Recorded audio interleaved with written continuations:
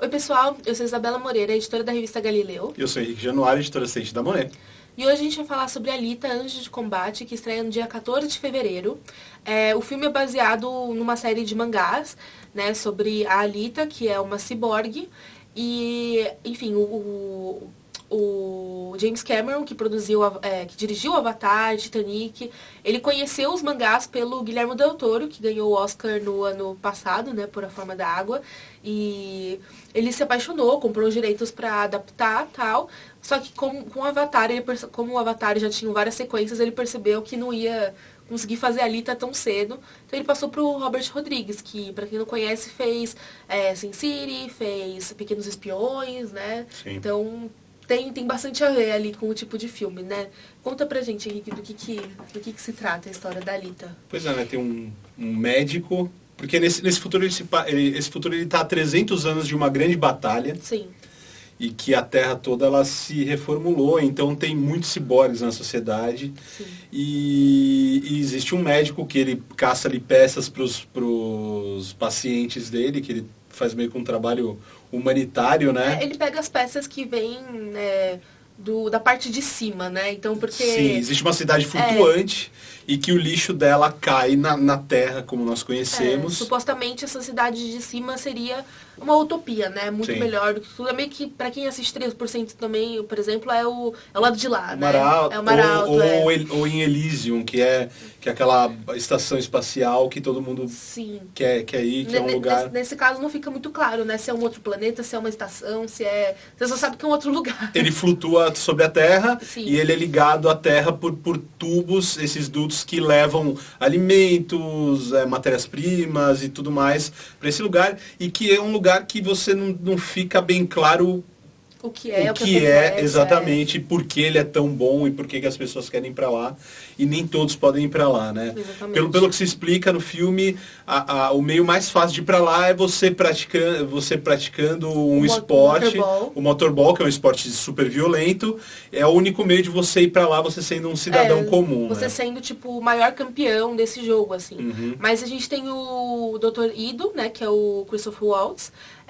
Ele tá procurando essas peças e ele encontra praticamente, né, o torso da Alita, que ainda não tem esse nome, ela não sabe quem ela é.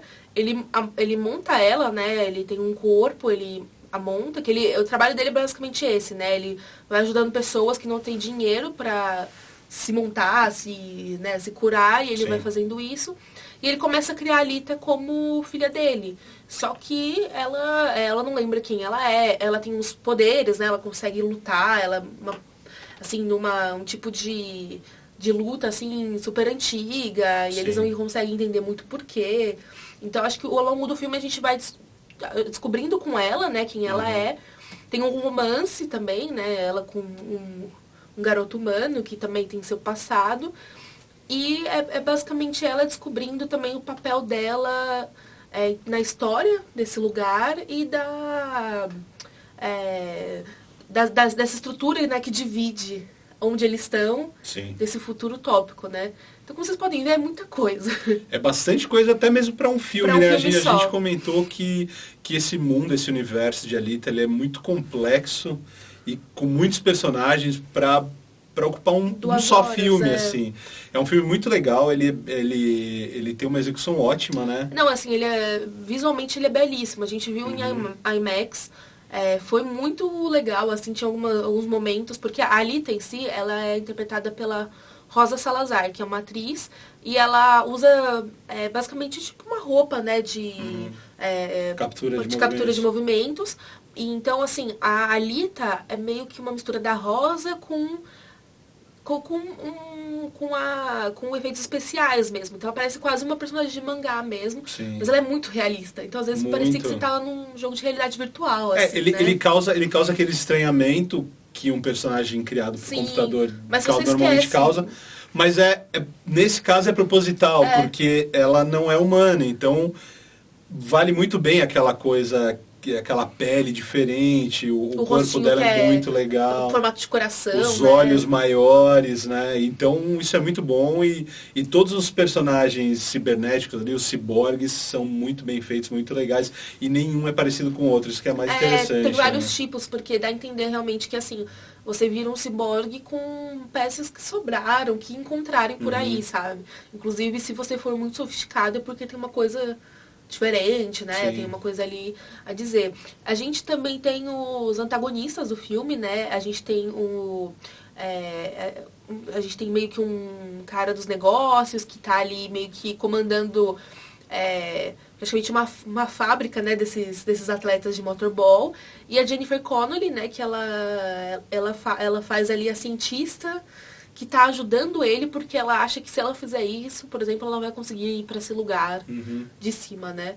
Então, como o Henrique falou, assim, visualmente é fantástico. Perfeito. O filme tem momentos muito legais. A Rosa Salazar, por exemplo, é fantástica como Alita, né? Muito bem. Mas é um universo muito rico, muito complexo para 2 horas de filme, assim. Alguns momentos, né? Até mesmo essa história, né? Entre a parte de cima e a de baixo, fica muito no ar. Muito então superficial. fica meio confuso, né? A gente até no final do filme a gente ficou, mas calma, tal personagem é tal outro. Eu confundi 2 pessoas porque tava com muita gente num contexto que não dava muito para ter uma ideia do que era realmente, né? E os efeitos especiais são ótimos, eles têm muitas cenas de luta entre humanos, entre ciborgues, e por incrível que pareça, as cenas de luta entre os ciborgues, elas são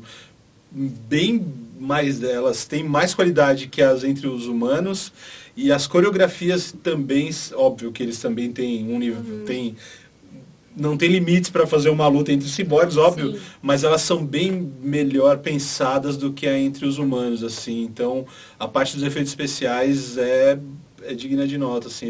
Acho que é o ponto alto do filme, mais que o roteiro, que a própria história. É realmente isso, assim, é uma experiência muito diferente.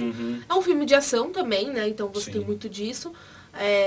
Eu acho que eu ficaria mais interessada, talvez, se ele fosse dividido numa série, né? Alguma minissérie especial, que, como a gente falou, um universo muito rico.